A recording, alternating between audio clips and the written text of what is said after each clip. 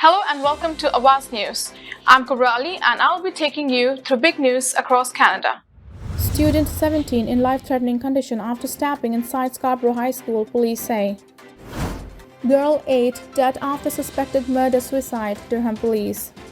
Federal government formally bans top echelons of Iranian regime from entering Canada. Freedom Convoy did not pose threat to security of Canada, CSIS director. Ontario government cube still far apart at bargaining table as education law is revoked. Those were the headlines, and let's jump right into the details. A grade 12 student is in hospital with life-threatening injuries after being stabbed inside a Scarborough High School on Monday afternoon. It happened at around 3:05 p.m. at Birchmount Park Collegiate Institute near Danforth Avenue and Birchmount Road. Police say they located a 17-year-old male in the office of the school suffering from an apparent stab wound. Police immediately commenced life-saving measures before paramedics arrived and transported the victim to hospital where he remains in life-threatening condition, according to police. Toronto District School Board TDSP Community Relations Officer Ryan Bird confirmed the victim is a student at Birchmount Park. Police are currently clearing the school and assisting with the safe dismissal of students. Police say the investigation is ongoing. However, they do not believe there is any concern for public safety. No suspect information has been released. An 8-year-old girl is dead following a suspected murder-suicide in Oshawa over the weekend, Durham Regional Police said Monday. Officers went to a home on Windlord Place following a 911 call at around 8 a.m. on November 12th. Police said they found two people dead inside the home, a 38-year-old man and his 8-year-old daughter. Currently, the evidence points to this being a murder-suicide with no outstanding suspects. Durham police said in a news release Monday. The names of the two deceased are being withheld at the request of the family. Police did not provide any other details about the fatal incident. Investigators are asking anyone with further information to reach out to the homicide unit or to call Crime Stoppers anonymously. The federal government has formally banned the top echelons of Iranian regime from Canada with a new rarely used designation now in place that allows border agents to deny foreigners access to the country. Federal cabinet ministers confirmed during a virtual press conference on Monday that the measure brought in through the Immigration and Refugee Protection Act promised more than a month ago has now come into effect. It also allows Canadian authorities to investigate any Iranian officials who are already in Canada, the ministers confirmed. Prime Minister Justin Trudeau announced on October 7th an intention to pursue the measure along with $76 million in funding to better implement economic sanctions it has levied against Iran amid its crackdown on human rights protesters. Protests in the country began nearly 2 months ago after 22-year-old Mahsa Amini died in police custody. She had been arrested by the morality police for allegedly wearing a head covering incorrectly. Public Safety Marco Mendicino said Monday's move is a major step in holding the Iranian regime accountable for its abuses. This means that the senior echelons of the Iranian regime, the decision makers, the power brokers, the henchmen, those who are most responsible will be rendered inadmissible to Canada permanently, he said. This means that the architects of oppression, including members of the Islamic Revolutionary Guard Corps, will never set foot in Canada again. Mendicino said he is working to ensure that Canada Border Service agencies officers receive advice on how to implement the designation as soon as possible so that within hours and certainly by Tuesday, thousands of Iranian officials in the upper echelons of the regime will be deemed inadmissible if they try to enter Canada. The union representing education workers across the province says they are still far apart at the bargaining table with the Ontario government when it comes to striking a new deal.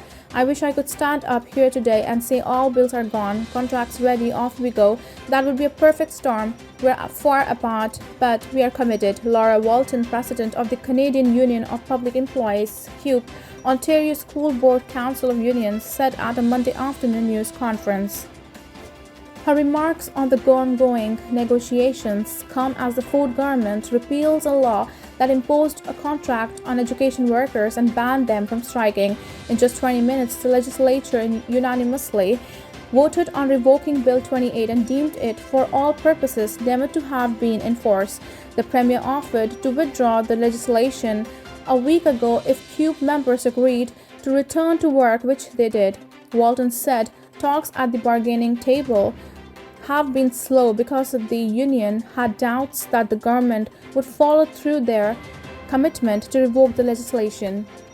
The government's last offer to education workers included an annual wage increase of 2.5% for those making less than $43,000 and 1.5% for the rest of the workforce. Since then, Ford has said that a new unrevealed improved offer is in the works, one that would particularly benefit lower income workers.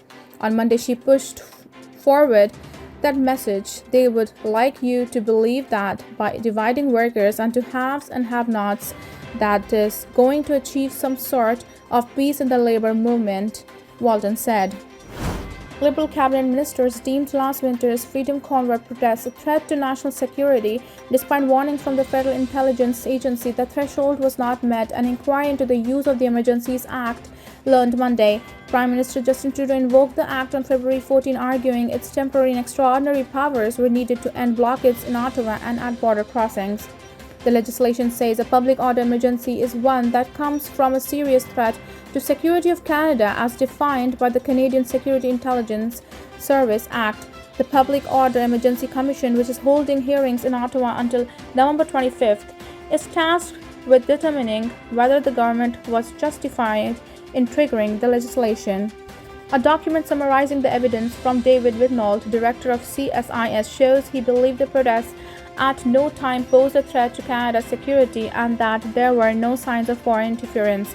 CSIS was, however, monitoring subjects of intelligence investigations who were taking part in the protests. Wignauld, who is expected to testify before the Commission next week, advised Cabinet that invoking the Emergencies Act could further inflame extreme anti-government rhetoric.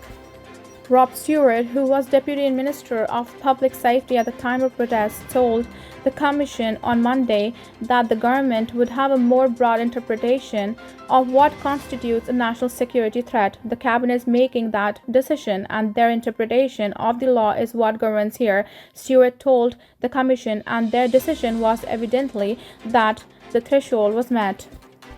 The government worried that the longer the protests went on, the more likely it was the ideologically motivated violent extremists would take advantage of situations, said Dominic Rochon, the Senior Assistant Deputy Minister of the National Cybersecurity Branch of the government. That was a significant concern of the security intelligence community, Rochon said during his testimony Monday. Two major international border crossings in the Alberta and Ontario had recently been cleared, but other smaller demonstrations continued across the country. In a letter to premiers on February 15, Trudeau said the federal government believed the situation reached a point where there is a national emergency arising from the threats to Canada's security. Stewart says the effort was not coordinated with other attempts by the provincial and municipal governments to engage with the protest organizers. I'm afraid I don't have a lot of great ideas because there aren't a lot of significant benefits, and we have to try to tout public safety portfolio specifics as much as we can, Stewart wrote on February 14. Thank you for tuning in. I'm Kubra Ali. I'll see you back tomorrow, same time, same channel. Have a good night.